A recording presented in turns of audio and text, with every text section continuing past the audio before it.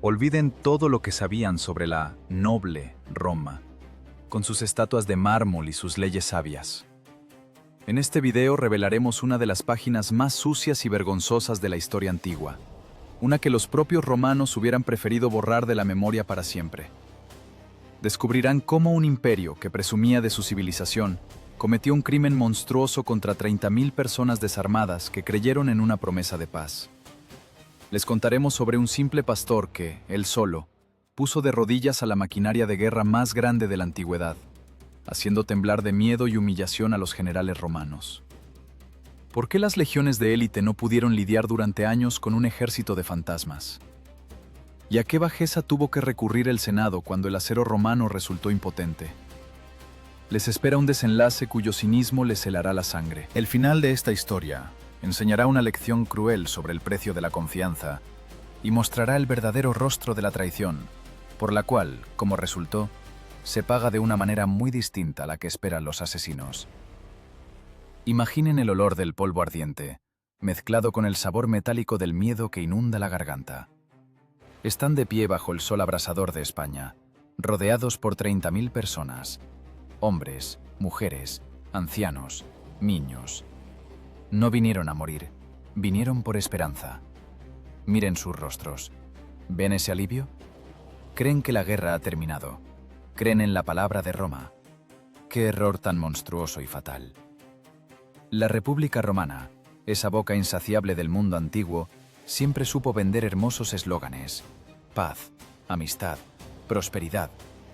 Pero a mediados del siglo II a.C., las palabras de los senadores valían menos que el vino agrio en una taberna de la Subura. En el año 150 a.C., el propretor serbio Sulpicio Galba ofreció a los lusitanos un trato que era imposible rechazar. Entreguen las armas, bajen de las montañas. Roma les dará tierras fértiles, Roma alimentará a sus hijos. Suena como la misericordia de una gran civilización, ¿verdad? Pero están aquí, en este valle, y sienten cómo cambia el aire. Miren a los legionarios que forman el cerco. Sus rostros están ocultos bajo las carrilleras de los cascos, los escudos bajos, pero sus manos aprietan con demasiada fuerza las astas de los pilum. ¿Por qué no sonríen a los nuevos amigos? Galba, el arquitecto de la masacre, dividió a la enorme multitud en 3 partes. Para facilitar el reasentamiento, dijo. La mentira era dulce como la miel y igual de pegajosa. Los lusitanos, agotados por años de hambre y escaramuzas, le creyeron. Pusieron sus espadas en el suelo, entregaron sus dagas, quedaron desnudos ante la bestia de hierro. Y entonces, en el silencio vibrante del mediodía, no sonó la voz del heraldo con el decreto de tierras, sino la señal seca y aguda de una trompeta.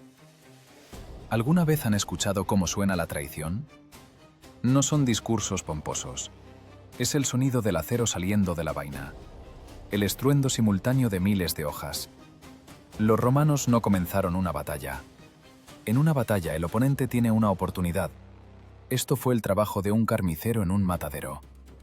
Los legionarios cerraron filas y avanzaron, metódicamente, paso a paso, convirtiendo la masa viva en una mezcla sangrienta. Sin tácticas, sin maniobras, solo los golpes rítmicos de los gladius. Estocada, paso, estocada, paso. Las personas desarmadas corrían en pánico, aplastándose unas a otras. Los gritos de las madres intentando cubrir a sus hijos con sus cuerpos se ahogaban en el gruñido frío y disciplinado de la maquinaria militar romana. Galba observaba desde una colina, y en sus ojos no había ni piedad ni el triunfo de un guerrero. Solo había el cálculo frío de un contador. Cada hombre asesinado es una amenaza menos. Cada mujer sobreviviente, pero esclavizada, es una moneda sonante en el mercado de esclavos. Piensen por un segundo. ¿Qué siente una persona cuando comprende que su fe en la honestidad ajena se ha convertido en su sentencia de muerte?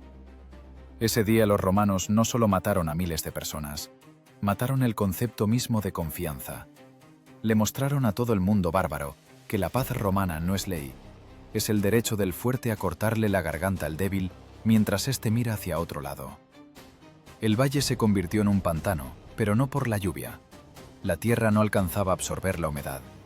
Los cuerpos yacían en capas, formando túmulos grotescos. Galba ejecutó su plan brillantemente. 9.000 guerreros electos fueron masacrados, 20.000 vendidos como esclavos. En Roma, este acto solo provocó una ligera irritación entre los moralistas, pero el oro de Galba rápidamente tapó la boca de los críticos.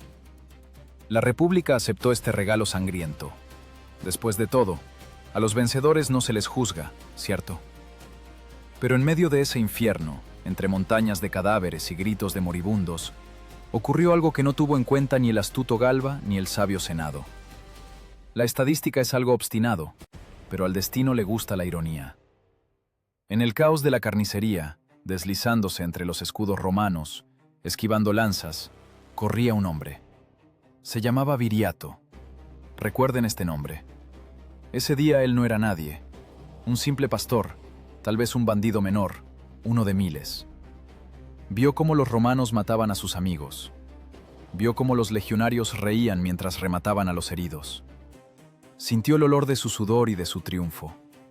En ese momento, mientras trepaba jadeando por las laderas alejándose del valle maldito, algo murió dentro de él. Murió el miedo. Murió la ingenuidad. Murió el pastor que soñaba con una vejez tranquila. De la sangre y el barro de ese día no se levantó un hombre, sino una fuerza de la naturaleza. Viriato no solo sobrevivió, se llevó consigo algo más peligroso que una espada. Se llevó el conocimiento. Ahora sabía qué era Roma en realidad. Entendió que con este enemigo no se puede negociar. Honor, olvídenlo. Nobleza, cuentos para tontos.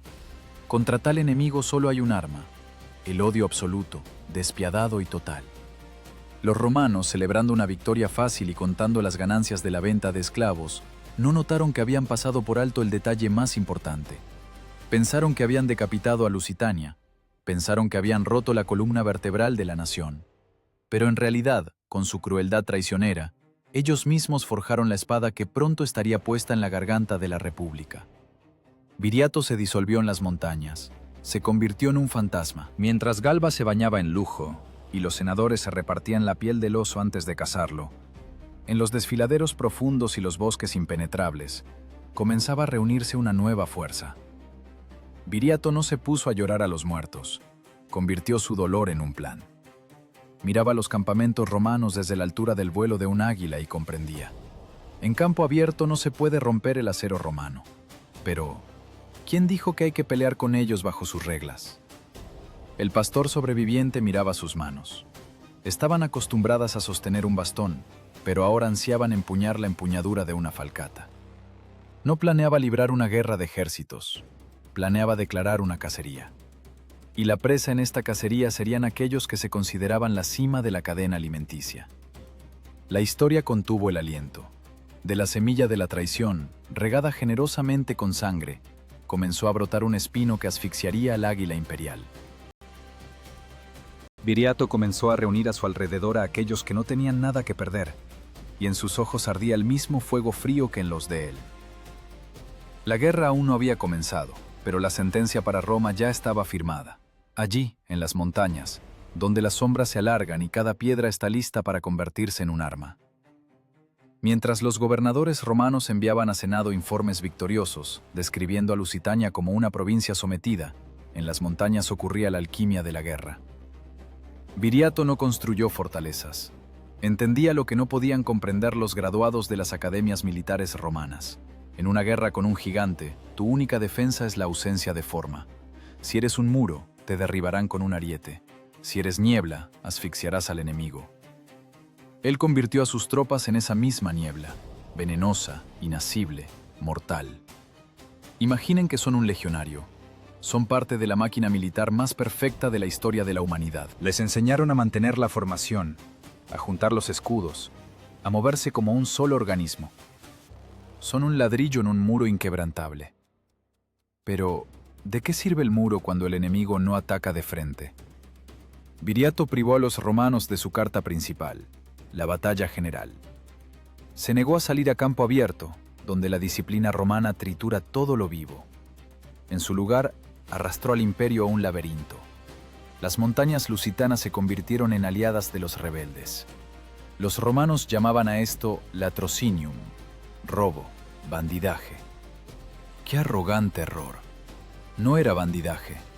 Era la primera guerra de guerrillas a gran escala en la historia de Europa, elevada al rango de arte. Caminan por un sendero estrecho de montaña. El sol quema tanto que el bronce de la armadura abrasa la piel. Su escudo scutum pesa 10 kilogramos. Sobre los hombros cargan otros 30 kilogramos de equipo. Están agotados, tienen sed, odian esta tierra pedregosa y maldita. Y de repente, un silbido. Una piedra, lanzada desde una honda, perfora el casco del compañero que camina al lado. Cae sin sonido.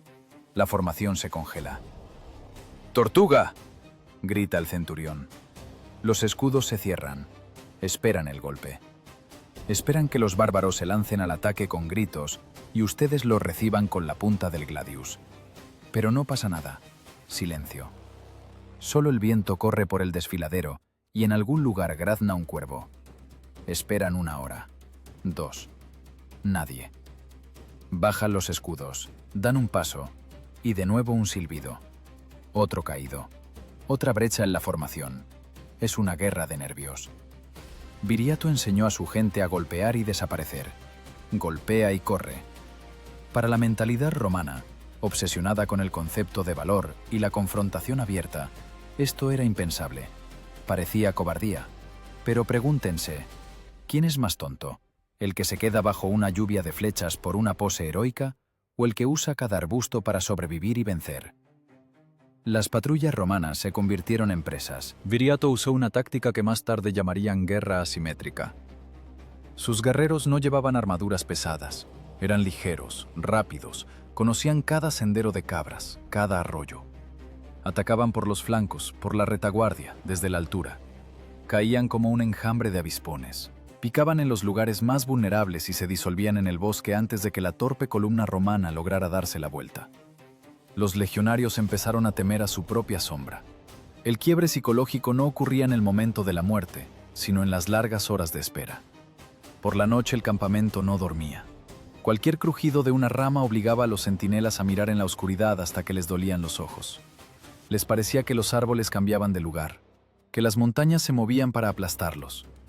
Viriato se convirtió para ellos en un monstruo mítico, un demonio omnipresente. En las tiendas de los soldados susurraban que él sabía volverse invisible, que pactaba con los lobos. El miedo es la carga más pesada que puede llevar un soldado, y esta carga se volvía insoportable. Los generales romanos estaban furiosos. Estaban acostumbrados a trazar esquemas en mapas, mover figuras, operar con conceptos como centro, flanco, retaguardia. Pero ¿cómo pelear con un oponente que no tiene centro? Viriato abolió las reglas. Demostró que la guerra no es un deporte de caballeros ni una partida de ajedrez. Es darwinismo en estado puro. No sobrevive el que tiene el plumaje más bonito en el casco, sino el que se adapta más rápido. Los lusitanos usaban su armamento con una eficiencia aterradora. Sus famosas falcatas, espadas curvas, pesadas hacia la punta, eran capaces de partir los cascos romanos de un solo golpe y cortar brazos junto con los escudos. Pero el arma principal era la velocidad. Apiano reconocía con renuencia que los romanos simplemente no podían seguirles el paso. La infantería pesada, reina de los campos, se convirtió en las montañas en un blanco torpe. Viriato hizo que los romanos se sintieran como niños indefensos en una habitación oscura. Cada escaramuza, cada emboscada lavaba del ejército romano no solo sangre, sino también la fe en su superioridad. Los oficiales escribían a Roma cartas furiosas, exigiendo refuerzos, exigiendo caballería, exigiendo cualquier cosa que pudiera alcanzar a esos fantasmas. Pero el Senado estaba lejos. Allí, sobre pisos de mármol, los patricios todavía creían que estaban lidiando con un puñado de rebeldes que un par de cohortes dispersarían fácilmente. No entendían que en los bosques de España estaban haciendo una nueva fuerza. Viriato, mirando los convoyes romanos en llamas desde la cima de las rocas, comprendía. El tiempo trabaja para él. No solo mataba enemigos, educaba a su ejército. Los pastores de ayer, sobrevivientes de la masacre de Galba, se convertían en asesinos profesionales del imperio. Aprendían disciplina no a través del bastón del centurión, sino a través de la necesidad de sobrevivir. Creían en su líder no porque así lo dictara la ley, sino porque cada vez los llevaba a la victoria y los alejaba de la muerte. Poco a poco, las pequeñas escaramuzas comenzaron a formar un cuadro único y aterrador. Roma perdía el control sobre los territorios. Los caminos se convirtieron en trampas mortales. Los recolectores de forraje, enviados por grano, no regresaban. Las guarniciones quedaron bajo asedio sin ver a los asediadores. Viriato cortó las arterias de suministro, asfixió a las legiones con hambre y miedo. Ya no era solo la rebelión de un sobreviviente, era una operación estratégica, jugada por un hombre que nunca había leído tratados militares, pero leía el terreno como un libro abierto. Los romanos, acostumbrados a que los bárbaros fueran una horda salvaje que corría hacia las espadas con ojos locos, se enfrentaron a un cálculo frío, y este cálculo los asustaba más que cualquier furia de un berserker. Pero Viriato sabía, no se puede huir eternamente. Tarde o temprano Roma enviaría a alguien más importante que los asustados jefes de guarnición. El imperio giraba lentamente su pesada cabeza hacia el oeste, comenzando a darse cuenta de la magnitud del problema. Y cuando en el año 147 a.C. el pretor Cayo Betilio llegó a España con un enorme ejército y poderes para aplastar la rebelión, estaba seguro de que iba a una cacería. Se veía a sí mismo como un cazador experimentado que acorralaría a la bestia astuta. Betilio, hinchado de importancia, condujo sus legiones hacia adelante, soñando con el triunfo y la corona de laurel. No sabía que la bestia había dejado de huir hacía mucho tiempo. No sabía que en el momento en que su vanguardia entró en un valle estrecho cerca de un lugar que llamarían Tríbola, no dio un paso hacia la gloria, sino directo a la boca abierta de una trampa que se cerraría con un estruendo audible incluso en las orillas del Tíber. Cayo Betilio era un hombre de la vieja escuela, o al menos le gustaba pensar eso de sí mismo. Pretor, al mando de un ejército de 10.000 hombres, llegó a España no para perseguir fantasmas por las rocas, sino para poner un punto final en la historia de otro malentendido bárbaro. Cuando sus exploradores informaron que el ejército de Viriato huía apenas avistaba los estandartes romanos, Betilio solo sonrió con arrogancia. No había nada sorprendente en ello. Era el orden natural de las cosas.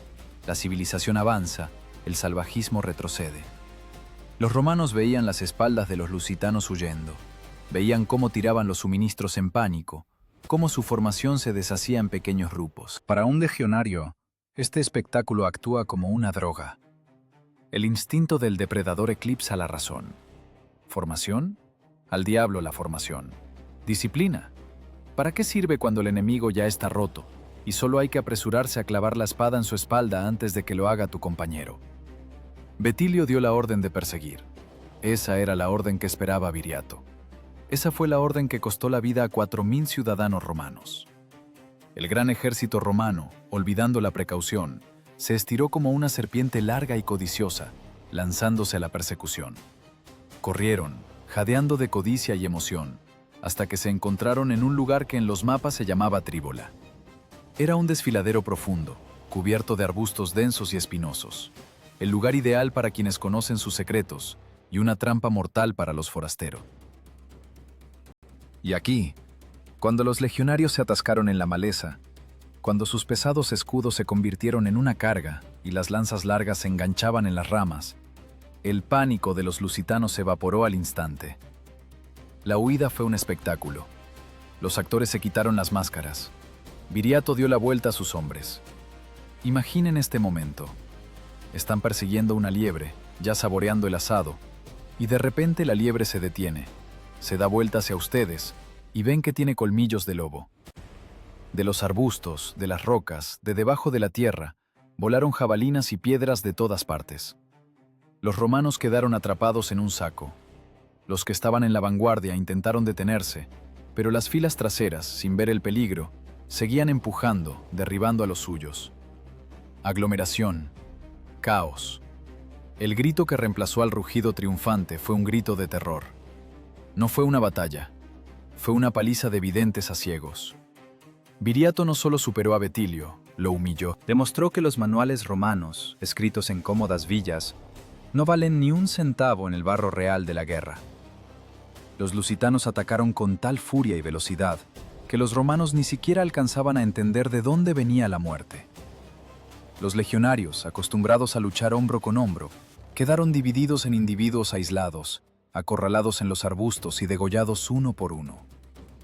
¿Y qué pasó con el gran pretor Cayo Betilio? Su final fue, quizás, la ironía más cruel de esta guerra. No murió en un duelo heroico con el líder de los bárbaros. No se lanzó sobre las espadas defendiendo el águila de la legión. Lo tomaron prisionero. Pero he aquí el problema.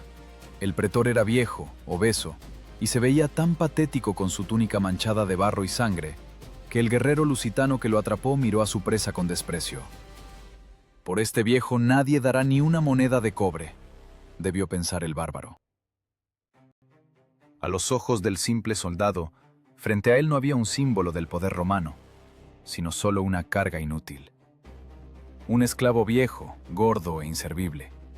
El lusitano, sin saber que tenía en sus manos a uno de los magistrados más altos de la República, simplemente lo atravesó con una lanza y corrió a buscar un botín más rico. El comandante romano fue asesinado no como un héroe, sino como mercancía defectuosa. Su cadáver quedó tirado en los arbustos, indistinguible de los cadáveres de miles de soldados rasos a los que llevó al matadero. De los 10.000 soldados que entraron al desfiladero, apenas salieron 6.000. Corrieron hacia la costa, a la colonia de Cartella, tirando las armas, perdiendo el honor, convertidos en un rebaño aterrorizado. Cuando la noticia de la derrota en Tríbola llegó a Roma, la ciudad eterna se estremeció. Fue un shock, un baño de agua fría. Una cosa es escuchar sobre escaramuzas con bandidos en algún lugar del fin del mundo. Otra cosa es saber que un ejército entero bajo el mando de un pretor fue destruido y el propio pretor degollado como un cerdo. Los senadores en sus togas blancas inmaculadas se miraban con ansiedad. El mito de la invencibilidad de las legiones se había agrietado. De repente en Roma se dieron cuenta. Esto ya no es una operación policial. No es la represión de un motín. Es una guerra a gran escala. Y el enemigo con el que se enfrentaron no es un salvaje con un garrote. Es un genio de la táctica que lee las intenciones de sus generales mejor que ellos mismos. El pastor dio una lección de estrategia a la élite educada, y el pago por la enseñanza fueron ríos de sangre romana. Tríbola cambió todo. Ahora el nombre de Viriato no se pronunciaba con desprecio, sino con miedo. Dejó de ser solo el líder de una banda. Se convirtió en un símbolo. En los campos de batalla de España no yacían solo cuerpos de legionarios. Allí yacía pisoteado el esnovismo romano. Viriato demostró que al imperio se le puede golpear, que se le puede humillar. Y lo que era más aterrador para Roma, él apenas le estaba tomando el gusto. Mientras los legionarios sobrevivientes se lamían las heridas tras los muros de las fortalezas, en las montañas celebraban la victoria. Pero Viriato no bebía vino hasta perder el sentido. Miraba las espadas romanas capturadas, los montones de armaduras trofeo y comprendía. Esto es solo el comienzo. Había despertado al oso, y ahora el oso vendría por él con toda su furia. Pero Viriato estaba listo, porque ahora no estaba solo. La victoria en Tríbola sonó como un gong, cuyo eco se extendió por toda España, llamando bajo los estandartes del pastor a todos los que aún recordaban el sabor de la libertad. La victoria en Tríbola no fue una feliz casualidad, como intentaban convencerse en el Senado. Fue una señal que despertó a un volcán dormido. Si piensan que Roma, al recibir una bofetada, se dio cuenta de inmediato de sus errores, conocen mal la psicología de las superpotencias. El imperio no aprende del primer error, duplica la apuesta. Los bárbaros simplemente aprovecharon el momento, decían los patricios, bebiendo vino de Falerno. Solo necesitamos un general que no sea un idiota como Betilio. Y enviaron a Cayo Placio, luego a Claudio Unimano. Esto se convirtió en una especie de línea de montaje grotesca. Roma enviaba a España magistrados vestidos de púrpura con sus legiones, lictores y un ego desmedido, y Lusitania los devolvía en forma de notificaciones fúnebres o como hombres quebrados y temblorosos. Viriato metódicamente, temporada tras temporada, desmantelaba la máquina militar romana pieza por pieza. Cayo Placio, que llegó con sed de revancha, fue derrotado tan rápidamente que apenas tuvo tiempo de entender qué estaba pasando. Su campamento fue capturado, sus soldados dispersados, y él mismo se vio obligado a esconderse con vergüenza, convirtiéndose en el hazmerreír de toda España. Luego entró en escena Claudio Unimano. Trajo consigo nuevas fuerzas, seguro de que él, con su experiencia, les mostraría a los salvajes qué era el orden romano. ¿El resultado? Destrucción total. Viriato no solo ganaba, coleccionaba gobernadores romanos como trofeos. Las batallas se convirtieron en una caza de estandartes. Las fastes, haces de varas con un hacha, símbolos sagrados del poder de los cónsules y pretores romanos, ante los cuales temblaban los pueblos del Mediterráneo, ahora yacían en el barro de los campamentos lusitanos como leña común. Pero lo más aterrador para Roma no era cómo peleaba Viriato, sino cómo vivía. Imaginen una escena que podría haber sido el final de un drama épico, pero fue solo un episodio de esta guerra. La boda de Viriato. Toma por esposa a la hija de un rico aristócrata. Las montañas están llenas de botín. Oro, plata, telas preciosas capturadas a los romanos yacen en montones. Es una riqueza por la que en Roma los senadores estarían dispuestos a morderse la garganta unos a otros, por la que las legiones quemaban ciudades. Viriato podría haberse declarado rey, podría haberse puesto una corona, sentarse en un trono de oro y beber de copas robadas a los cónsules. Cualquier otro líder bárbaro en su lugar habría hecho eso. Se habría embriagado de poder y lujo. En cambio, Viriato está de pie en medio de este esplendor, apoyado en su lanza. Mira las montañas de oro con la indiferencia de un hombre que conoce el precio de las cosas. Ordena decorar la tienda nupcial con estandartes y fasces romanos. No es decoración, es un mensaje. Usa los símbolos del poder romano como escenografía barata, mostrando su insignificancia. Pero no toca el oro. He visto cómo este oro convierte a las personas en esclavos, incluso si no tienen cadenas en el cuello. Podría haber dicho. Viriato rechazó las ropas lujosas, rechazó el trono, repartió el botín hasta el último sestercio entre sus guerreros, quedándose exactamente con lo mismo que recibió el último hondero de su escuadrón. Fue un golpe más terrible que la derrota de una legión. Los romanos podían entender a un enemigo que quiere riquezas. A tal enemigo se le puede comprar, sobornar, se pueden entender sus motivos. Pero, ¿cómo pelear con un hombre que no necesita nada? ¿Cómo vencer a un líder que duerme en el suelo junto a sus soldados, come de la misma olla y comparte con ellos cada riesgo? Su ascetismo se convirtió en su armadura. No se le podía corromper, porque despreciaba lo que Roma consideraba valioso.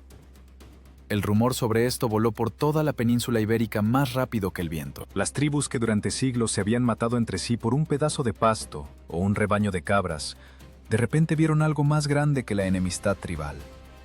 Vieron a un líder. Carpetanos, betones, celtíberos, pueblos que hablaban diferentes dialectos y adoraban a diferentes dioses, comenzaron a acudir bajo los estandartes del expastor. Viriato logró lo imposible. Unió a España. Las guarniciones romanas observaban con horror cómo los estallidos dispersos de rebeliones se fusionaban en un solo incendio forestal. Ya no era la guerra de guerrillas de una pequeña tribu, era un levantamiento nacional.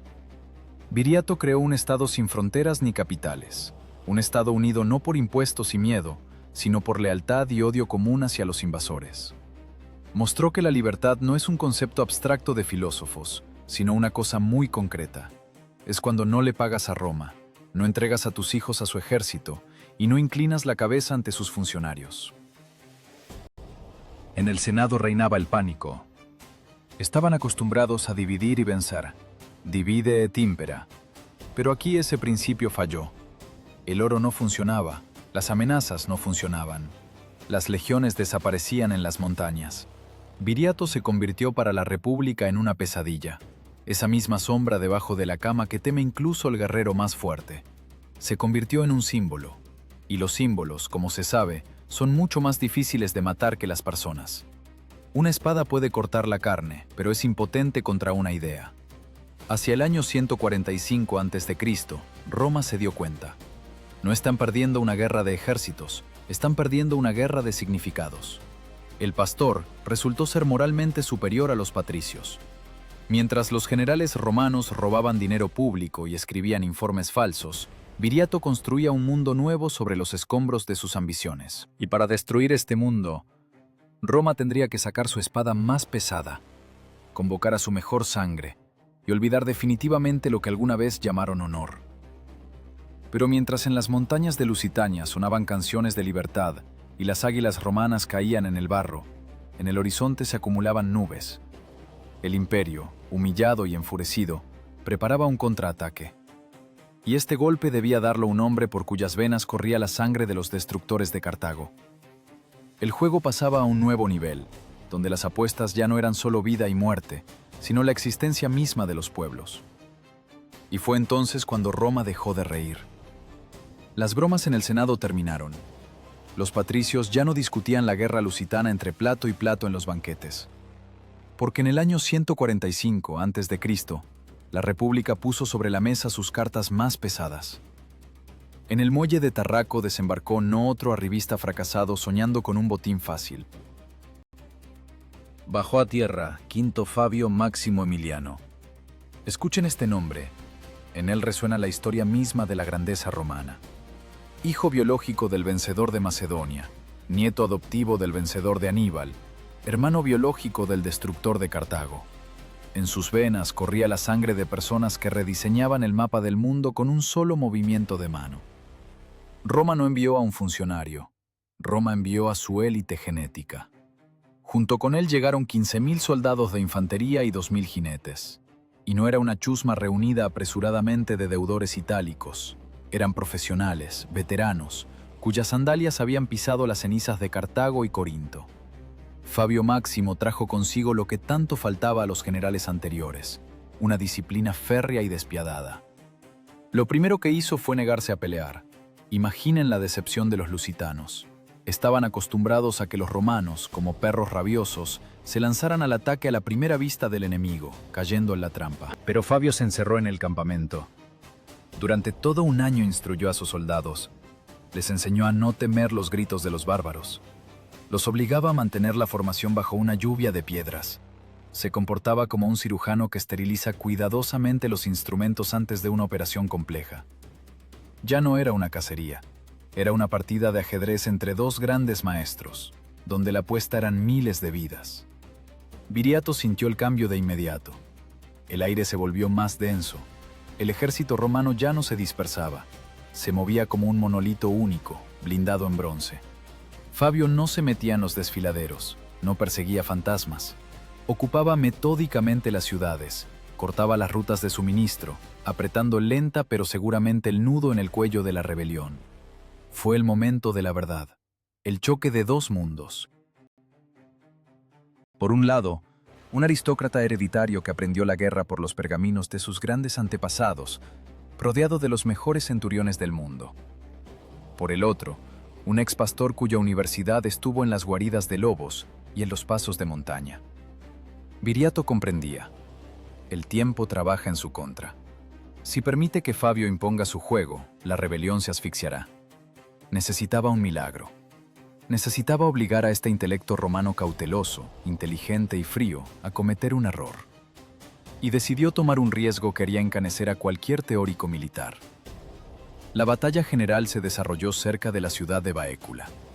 Viriato sacó sus tropas al campo, a campo abierto contra la falange romana.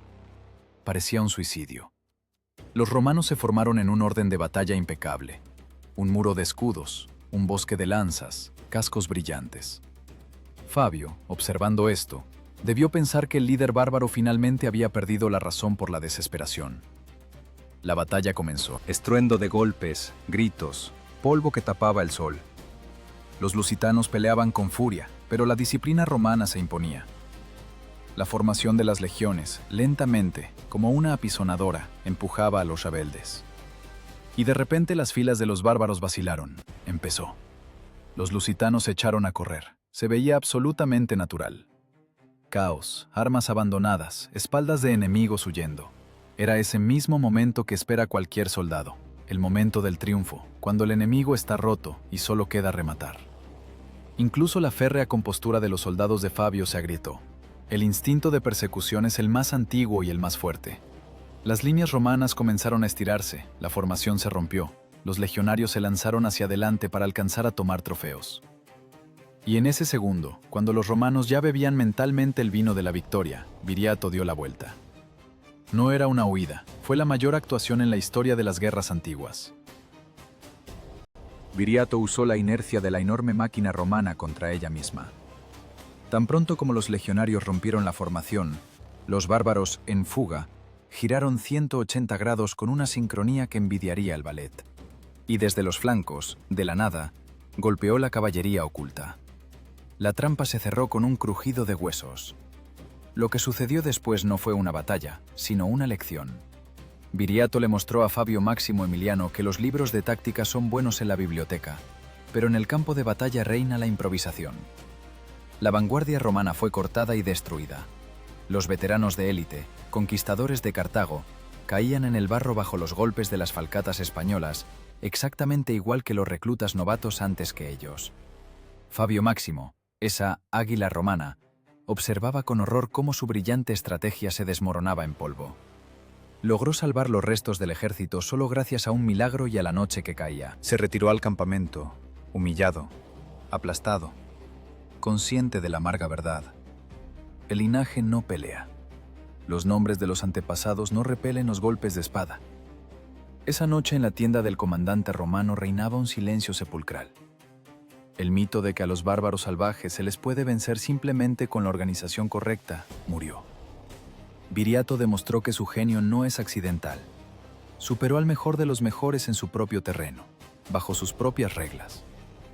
Para Roma esto fue más que una derrota. Fue un callejón sin salida. Lanzaron a la balanza el oro, lanzaron legiones, lanzaron el honor de la familia de los Escipiones, y todo eso resultó ser más ligero que la voluntad de un solo hombre. Viriato estaba de pie en el campo de batalla, limpiando su espada, y miraba al campamento romano. Había ganado, pero en sus ojos no había alegría. Conocía a su enemigo. Los romanos podían perdonar una derrota, la pérdida de dinero o de una provincia. Pero nunca, escuchen, nunca perdonan la humillación. La máquina del imperio se atascó. Las espadas perdieron su filo contra la voluntad de granito del pastor. Y entonces, en los pasillos oscuros del poder romano, comenzó a madurar una decisión que mancharía para siempre la toga de la República con una vergüenza imborrable. Si no se puede matar al león con una lanza, decidieron en el Senado, entonces ha llegado el momento de echar veneno en su agua. Hacia el año 140 a.C., la República Romana se encontró en una situación que en el Senado temían discutir incluso en susurros. Un punto muerto. La gran maquinaria militar, que había triturado a Cartago y Macedonia, se atascó en el barro español como un carro con el eje roto. El oro fluía de las arcas como un río, las legiones se derretían por enfermedades y ataques guerrilleros, y el bárbaro Viriato no solo estaba vivo, sino que dictaba condiciones. Piensen en lo absurdo de lo que ocurría. Una superpotencia, que pretendía dominar todo el mundo conocido, fue puesta de rodillas por un expastor. La culminación de esta humillación llegó bajo los muros de la ciudad de Erisana. El nuevo procónsul romano, Fabio Máximo Serviliano, repitió el error de sus predecesores. Permitió que lo acorralaran. El ejército de Viriato rodeó a los romanos, los presionó contra las rocas. Era una caldera. Viriato tenía la vida de miles de ciudadanos romanos en la palma de su mano. Le bastaba con cerrar los dedos, dar una sola orden, y la historia de la presencia romana en España habría terminado en un baño de sangre. Nadie habría salido vivo. Pero Viriato hizo lo que distingue a un estadista de un comandante de campo. Detuvo la masacre. Ofreció la paz. No la capitulación, sino una paz entre iguales. Viriato, de pie entre sus guerreros, miró a los ojos al aristócrata romano no desde abajo, sino como un igual. Quería que dejaran en paz a su pueblo. Quería que se respetaran las fronteras de Lusitania. A cambio, perdonó la vida a todo el ejército romano. Serviliano, pálido y temblando al darse cuenta de la cercanía de la muerte, aceptó todo. El tratado fue firmado, y sus condiciones sonaban para el oído romano como una blasfemia. El Senado se vio obligado a reconocer oficialmente a Viriato como amigo del pueblo romano. Amicus Populi Romani. Reconocer la independencia de Lusitania. Reconocer que las tierras que ya consideraban suyas ahora pertenecían a estos salvajes. Fue un triunfo diplomático sin igual en el mundo bárbaro. Viriato logró lo que no pudo Aníbal. Obligó a Roma a firmar un documento sobre su propia derrota, salvando al mismo tiempo las apariencias. En el campamento de los rebeldes reinaba la euforia. Los guerreros se abrazaban, creyendo que la guerra había terminado. Pensaban que la palabra de un romano, sellada y jurada ante los dioses, era granito. Qué trágica e infantil ingenuidad. Viriato, genio de la táctica, resultó impotente ante el cinismo de la política civilizada. Juzgaba a los enemigos por sí mismo. Para él, la palabra era sagrada. Para Roma, la palabra era solo un sonido que sacudía el aire. Mientras en España celebraban la paz, en Roma, en la fresca sombra de la curia, hervía una furia fría y venenosa. Los patricios se sentían insultados.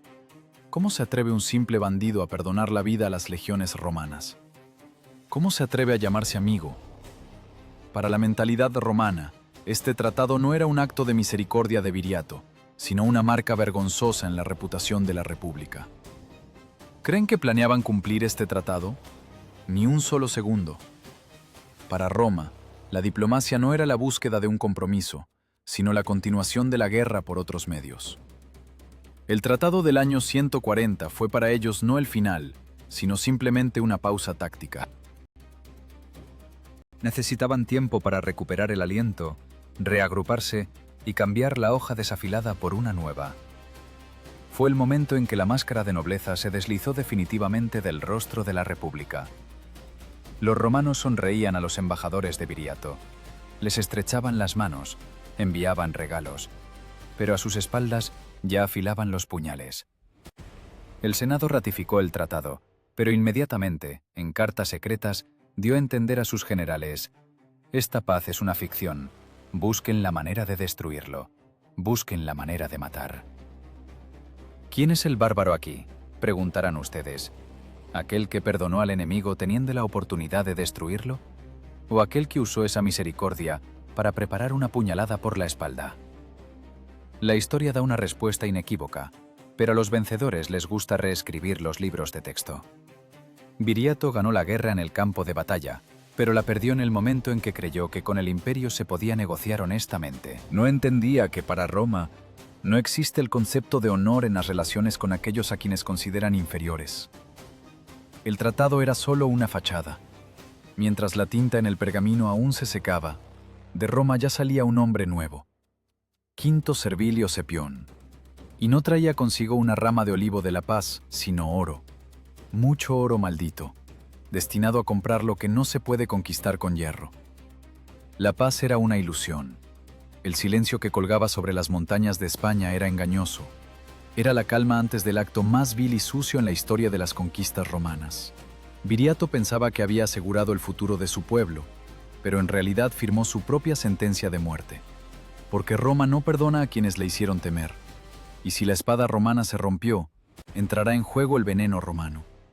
El escenario estaba preparado para el último acto de la tragedia, donde el arma principal no sería el valor, sino la traición.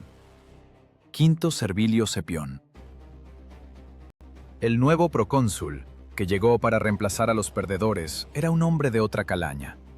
Si sus predecesores eran soldados que soñaban con la gloria, Cepión era un político que ansiaba resultados. Miró el mapa de España, los informes de bajas, el humillante tratado de paz, y entendió una cosa simple.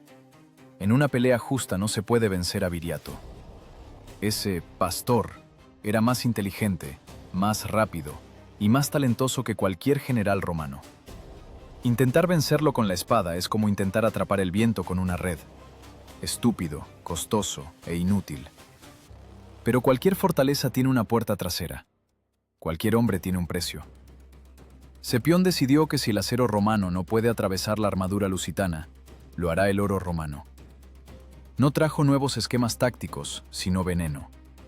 No del que se echa en la copa, sino del que se vierte en los oídos. La historia a menudo no se hace bajo el estruendo de los tambores, sino en el silencio de las tiendas, bajo el susurro de ropas caras y el tintineo de monedas.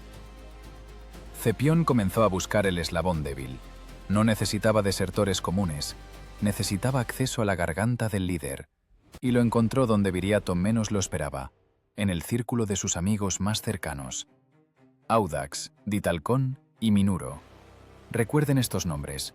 No serán tallados en monumentos a héroes, pero permanecerán para siempre en las listas negras de la historia. No eran simples compañeros, eran personas con las que Viriato compartía el pan, con las que dormía junto a la misma hoguera, a quienes confiaba su vida en cientos de batallas. Eran su mano derecha, sus ojos y oídos. Fue a ellos a quienes Viriato, fiel a su ingenua fe en la santidad del tratado, envió a ver a Cepión para confirmar las condiciones de paz. Imaginen la escena. 3 guerreros severos, oliendo a humo de hoguera y sudor de caballo, entran en la lujosa tienda del cónsul romano. Esperan arrogancia, amenazas, discusiones sobre fronteras. Pero los reciben como invitados queridos. Vino, frutas, cojines suaves. Cepión sonríe. No habla de guerra, habla del futuro. ¿Cuánto tiempo más van a pudrirse en estas montañas?, pregunta insinuante. La guerra dura ya 8 años. Están cansados. Sus esposas están cansadas.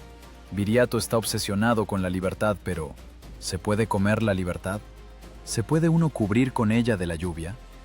Roma es eterna.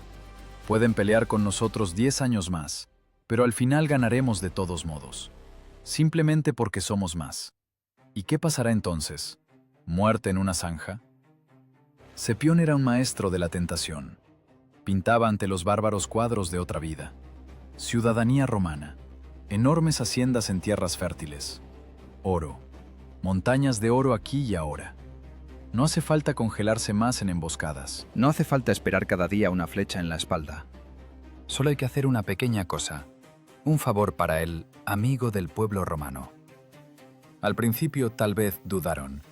La lealtad es un hábito difícil de romper de inmediato, pero el veneno de la codicia actúa lentamente.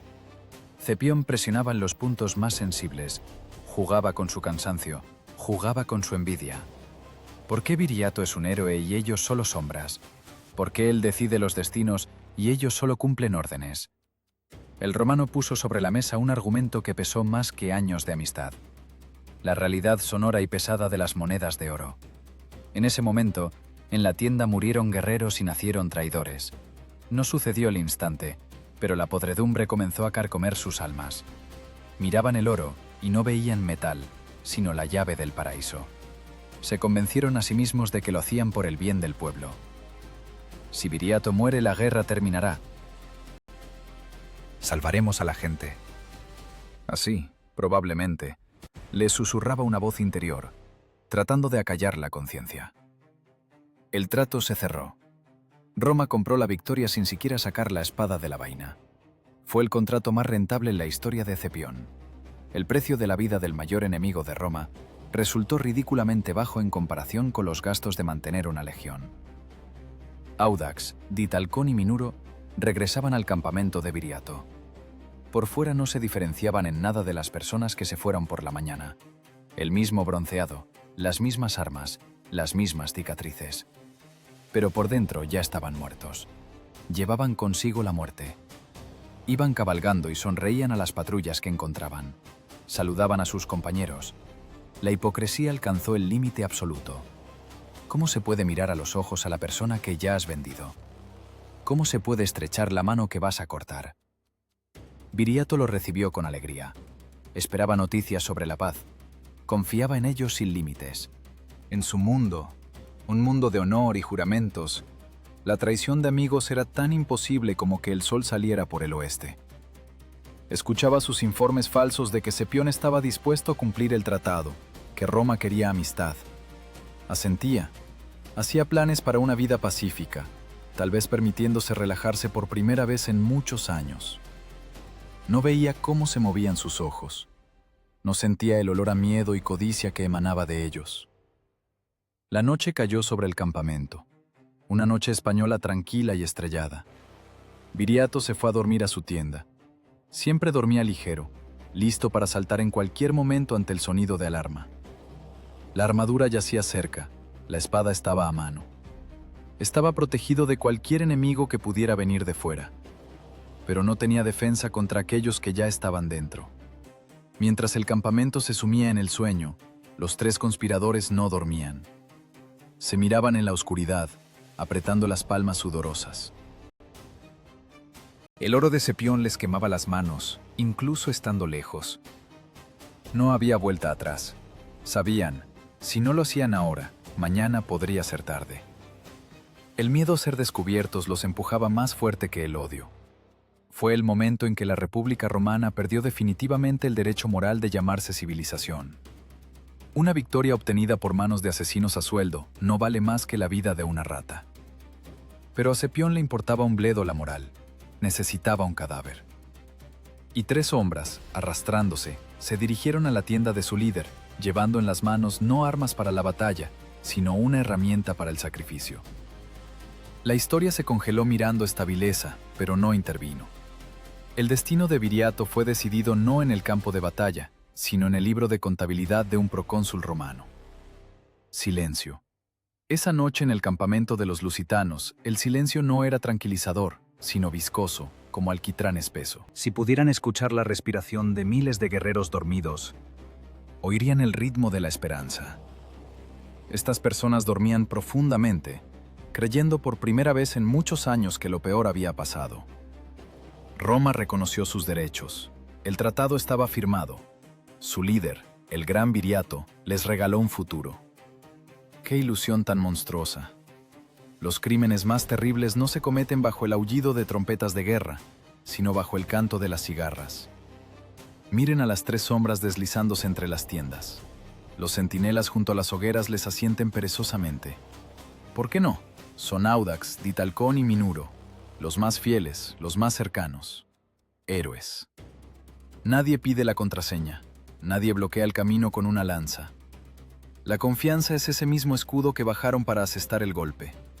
Van hacia la tienda de su líder no como asesinos arrastrándose en la noche, sino como dueños de la situación. en sus movimientos no hay ajetreo, solo una determinación fría y práctica de personas que ya gastaron su oro en sus pensamientos. Entran en la tienda. Adentro huele a cuero viejo, aceite de armas y cansancio. Viriato duerme. Mírenlo. Incluso durmiendo sigue siendo un guerrero.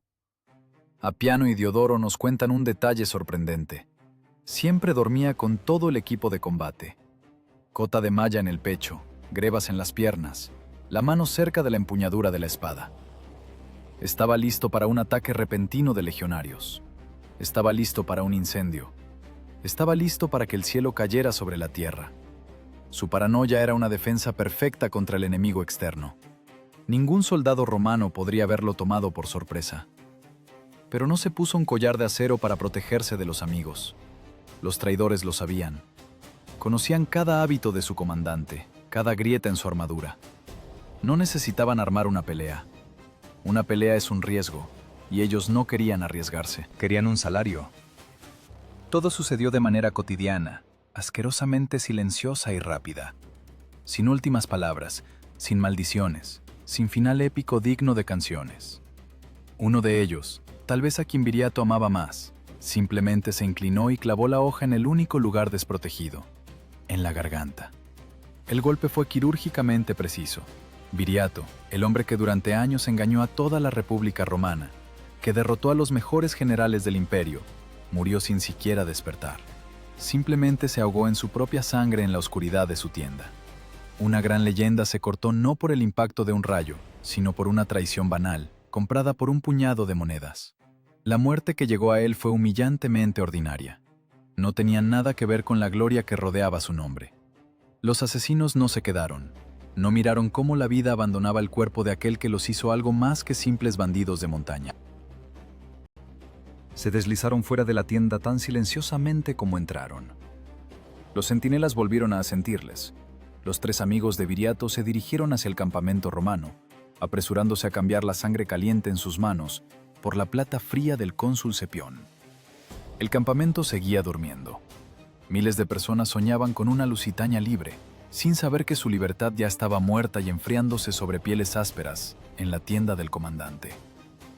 La mañana no trajo el amanecer, sino la catástrofe. El sirviente que entró en la tienda para despertar al líder salió corriendo con un grito que heló la sangre en las venas de los veteranos curtidos. La noticia de la muerte de Viriato se extendió más rápido que un incendio forestal. ¿Alguna vez han visto cómo se derrumba un hormiguero si aplastan a la reina? Fue un colapso instantáneo y total. El ejército, que ayer era un monolito formidable capaz de triturar legiones, en un instante se convirtió en una multitud asustada y desorientada. Los soldados corrían por el campamento agarrándose la cabeza. Algunos aullaban de dolor, rasgándose la ropa. Otros se sentaban en el suelo en estupor, mirando a un punto fijo. Pero la mayoría sentía cómo un terror pegajoso y animal se deslizaba bajo la piel. De repente se dieron cuenta de una terrible verdad. No eran fuertes por su número ni por su habilidad con la espada. Eran fuertes por la voluntad de un solo hombre. Viriato era ese eje sobre el cual se sostenía toda la estructura de la rebelión. Era su cerebro, su corazón, su estandarte. Sin él, volvieron a ser simplemente un grupo de tribus, pastores y campesinos que se atrevieron a desafiar a los dioses de la guerra. El caos inundó el valle. La disciplina se evaporó. Sin las órdenes de Viriato, los comandantes de escuadrones comenzaron a discutir, culparse mutuamente, entrar en pánico. Alguien proponía huir a las montañas, alguien quería rendirse, alguien exigía venganza, pero no sabía de quién vengarse. El enemigo era invisible, estaba en todas partes y en ninguna. La sensación de seguridad desapareció. Cada uno ahora sospechaba de cada uno. Si los amigos más cercanos mataron al líder, ¿en quién se puede confiar? Los romanos ni siquiera tuvieron que atacar. Simplemente observaban desde sus posiciones cómo el gran ejército rebelde se devoraba a sí mismo desde adentro con miedo y desesperación. La muerte de Viriato hizo lo que no pudieron hacer 100.000 legionarios en 8 años de guerra. Mató la idea misma de resistencia. El cuerpo de Viriato fue sacado de la tienda. Lo vistieron con las ropas más lujosas, lo quemaron en una enorme pira funeraria, organizando juegos fastuosos y combates de gladiadores en su honor. Los guerreros luchaban sobre su tumba hasta la muerte, tratando de lavar con sangre la vergüenza de su impotencia. Pero era una agonía. El humo de la pira funeraria se llevaba al cielo no solo el alma del héroe, se llevaba el alma de todo un pueblo. Y mientras tanto, mientras los lusitanos lloraban su futuro, 3 jinetes entraban en el campamento romano. Audax, Ditalcón y Minuro desmontaron ante la tienda del procónsul Cepión. Sonreían, se sentían ganadores. Habían hecho el trabajo más sucio en la historia de España y ahora venían por su recompensa. Esperaban ser recibidos como salvadores de la República, cubiertos de oro y honores. Pero olvidaron con quién trataban. Olvidaron que Roma es una bestia fría y cínica, que tiene sus propios conceptos de higiene. La puerta de la tienda del cónsul se abrió, pero lo que les esperaba dentro no era en absoluto esa recepción solemne que pintaban en su imaginación. La historia preparó para los traidores su giro final y más cruel. ¿Creen que la historia es un tribunal de justicia? ¿Creen que los villanos reciben su merecido y los héroes ascienden a los cielos? Olviden esos cuentos. La historia es contabilidad.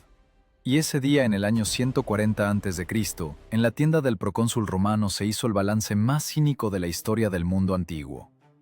Audax, Ditalcón y Minuro estaban parados frente a Quinto Servilio Cepión. Miren sus caras. Hace un minuto brillaban. En sus ojos chapoteaba la codicia y el alivio. Acababan de lograr lo imposible. Mataron con espada en la garganta a la principal pesadilla de Roma. Hicieron lo que no pudieron hacer decenas de miles de legionarios, los mejores generales y elefantes. Esperaban que ahora el cónsul se levantara, los abrazara como hermanos, ordenara a los esclavos sacar cofres con oro y les entregara los documentos de ciudadanía romana. Ya se veían en togas, paseando por el foro, hombres respetados, salvadores de la patria. Pero, ¿por qué calla Cepión? El procónsul estaba sentado en su silla sin moverse. Miraba a los 3 asesinos no como aliados. Los miraba como un patricio mira la suciedad pegada a la suela de su sandalia. Con asco. Con una repulsión fría y aristocrática. En la tienda colgaba un silencio que ensordecía. Las sonrisas en los rostros de los traidores comenzaron a deslizarse lentamente, dando paso al desconcierto y luego al miedo animal. «Hemos cumplido el trato», probablemente dijo roncamente Audax, tratando de ocultar el temblor en la voz. «Viriato está muerto. La guerra ha terminado. ¿Dónde está nuestra recompensa? Y entonces Cepión pronunció una frase que debería estar tallada en el frontón de cada edificio gubernamental, de cada imperio del mundo. Una frase que suena como un latigazo. Roma no paga a traidores. Piensen en la profundidad monstruosa de esta hipocresía. El hombre que buscó a estas personas, que les metió en la cabeza la idea del asesinato, que les prometió montañas de oro, ahora que el trabajo está hecho, se las da de moralista. Cepión se aprovechó de la traición, bebió esa copa hasta el fondo, pero ahora que la copa está vacía, la rompe contra el suelo. Fue el punto máximo del pragmatismo romano. Necesitaban la muerte de Viriato, pero no necesitaban testigos vivos de su vergüenza. Pagar la recompensa significaría reconocer oficialmente que la Gran Roma no pudo vencer en una pelea justa. Significaría dejar en los siglos un documento confirmando que la República se rebajó a contratar asesinos. No, eso no se puede permitir. La burocracia romana funcionó impecablemente. La lógica era de hierro. Traicionaron a su líder, lo que significa que potencialmente pueden traicionar también a Roma. Una persona que vendió a un amigo no tiene honor, y con personas deshonestas, Roma no tiene tratos. En ese momento, Audax, Ditalcón y Minuro entendieron lo que habían hecho. No solo mataron a Viriato, se mataron a sí mismos. Vendieron su alma al diablo, pero el diablo decidió que la mercancía estaba defectuosa y se negó a pagar. Se quedaron sin nada. Ya no tenían patria. Los lusitanos los destrozarían. No tenían a Roma. Roma acababa de tirarlos a la basura. Los legionarios que estaban de guardia cerraron el círculo. Ayer estos soldados temían a Viriato hasta temblarles las rodillas. Hoy miraban con desprecio a quienes los libraron del miedo.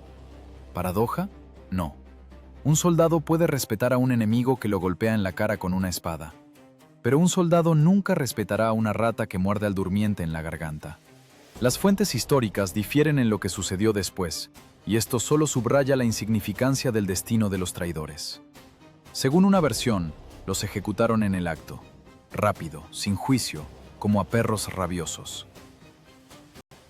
Según otra, simplemente los echaron del campamento sin un centavo en el bolsillo, condenándolos a un vagabundeo eterno y una muerte vergonzosa en el anonimato. Roma ni siquiera se molestó en recordar cómo murieron exactamente. Se convirtieron en un error estadístico. Cepión, ese arquitecto de la vileza, ni siquiera se ensució las manos. Obtuvo la victoria. Envió al Senado un informe. Viriato ha muerto, Lusitania está sumisa. Y ni una palabra sobre el precio. Ni una palabra sobre los juramentos rotos. Ni una palabra sobre los 3 tontos que estaban frente a él con las manos extendidas. Fue un baño de agua fría para todo el mundo bárbaro. Roma mostró su verdadero rostro. No es el rostro de un héroe con armadura brillante, sino el rostro de un prestamista calculador que cambia las reglas del juego en medio de la partida. Pueden negociar con Roma, pueden servirle, pueden traicionar por ella, pero nunca serán de los suyos. Siempre serán solo una herramienta, material desechable. La escena en la tienda de Cepión es el momento de la verdad. La máscara de nobleza fue arrancada, pero debajo no había una mueca fea, sino un vacío absoluto y helado. Un vacío en el que no hay lugar para la piedad, el honor o la gratitud. Solo hay intereses del Estado. Viriato murió como un héroe, y su nombre se convirtió en leyenda. Sus asesinos murieron como basura, y sus nombres se convirtieron en sinónimo de estupidez y vileza. ¿Y Roma? Roma simplemente pasó la página. El libro de contabilidad se cerró. El debe cuadró con el haber. El problema está resuelto. Siguiente pregunta. Pero este triunfo tenía sabor a podredumbre. La República venció el cuerpo del enemigo, pero en el proceso amputó su propia alma. La negativa a pagar a los traidores no lagó la vergüenza, solo la cimentó. Una victoria obtenida por ese camino no es una corona de laurel, es un collar. Y muy pronto Roma sentiría cómo ese collar comenzaba a apretarse. Porque si se puede comprar el asesinato de un enemigo, significa que se puede comprar también el asesinato de un conciudadano. Cepión, sin saberlo, abrió la caja de Pandora de la cual en el futuro saldrían guerras civiles, proscripciones y dictadura. Pero ahora, en el año 140, en el campamento romano había silencio. Los traidores desaparecieron en la noche. El cuerpo de Viriato se consumía en la hoguera. y Quinto Servilio Cepión dormía el sueño tranquilo de un hombre seguro de que el fin justifica cualquier medio. Cuando la pira funeraria de Viriato se consumió y el viento dispersó las cenizas, en las montañas de Lusitania se hizo el silencio. Pero no era el silencio de la paz, era el silencio de un cementerio. Roma, habiéndose librado de su pesadilla nocturna con manos de asesinos a sueldo, decidió llevar el asunto hasta su fin lógico. La máquina del imperio, ya no contenida por el genio del pastor, rodó hacia adelante para aplastar los restos de la resistencia. Entró en escena 10 Junio Bruto. En el año 138 a.C. comenzó lo que en los informes oficiales romanos se llamaba cínicamente pacificación. No se dejen engañar por esta palabra suave. En el lenguaje de las legiones, pacificar significaba quemar hasta los cimientos, matar a todos los capaces de sostener un arma y reasentar a los demás donde fueran inofensivos como un rebaño de ovejas. Bruto pasó por el oeste de España a fuego y espada. Llegó hasta el río Limia, el legendario río del olvido, el cual al cruzarlo, los soldados temían perder la memoria. Pero la ironía radicaba en que no fueron los legionarios quienes perdieron la memoria. La memoria del honor la perdió la propia República. Lusitania estaba quebrada. Sin Viriato era un cuerpo sin cabeza. Las tribus orgullosas, que ayer hacían temblar al Senado, fueron reasentadas por la fuerza de las montañas inexpugnables a las llanuras. Los obligaron a convertirse en agricultores. Los obligaron a olvidar el sabor de la libertad y aprender el sabor del impuesto romano. Físicamente, Roma obtuvo una victoria total e incondicional. España se convirtió en provincia. El oro y la plata fluyeron hacia la ciudad eterna en un torrente ininterrumpido, pagando la construcción de nuevos templos y acueductos. Parecería que aquí está, el triunfo de la civilización, el orden restaurado, los bárbaros pacificados.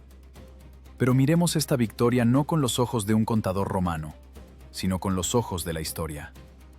A largo plazo, Roma sufrió en Lusitania la derrota más aplastante en todo su tiempo de existencia. Al matar a Viriato con vileza, Roma creó algo mucho más peligroso que un enemigo vivo. Creó un mito inmortal. Viriato no desapareció. Se disolvió en la sangre de su pueblo, en la tierra de España y Portugal. Se convirtió en un arquetipo, un símbolo, un recordatorio eterno de que incluso un solo hombre, armado solo con voluntad y verdad, puede poner de rodillas a una superpotencia mundial.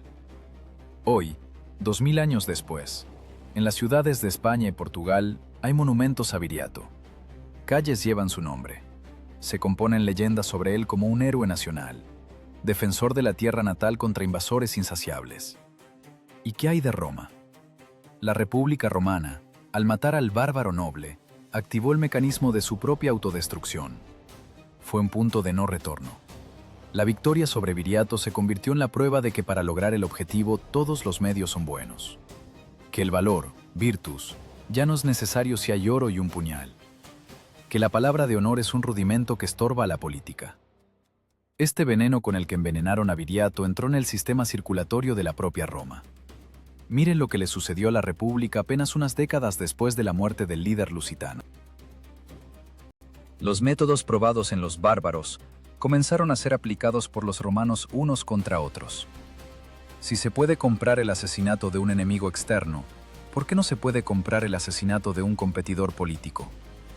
Si se puede romper un juramento por una provincia, ¿por qué no se puede violar la ley por el poder en Roma? La sombra de Viriato cayó sobre Roma como una larga estela sangrienta. Los hermanos Graco, asesinados en las calles de Roma. Cayo Mario y Lucio Cornelio Sila, que ahogaron la ciudad en la sangre de guerras civiles. Julio César, cruzando el Rubicón. Todos ellos son hijos de esa catástrofe moral que ocurrió en la tienda de Viriato. La República comenzó a pudrirse desde la cabeza. El cinismo mostrado por Cepión se convirtió en norma.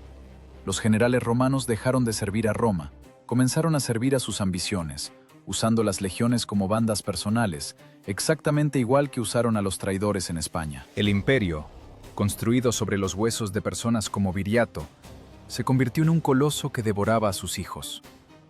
Alcanzó las cumbres del poder, pero perdió el alma.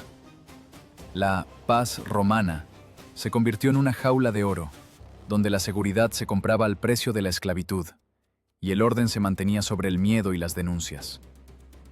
La historia de Viriato es un espejo en el que a todos nos da miedo mirar. Es una historia no sobre un pasado lejano, es una advertencia.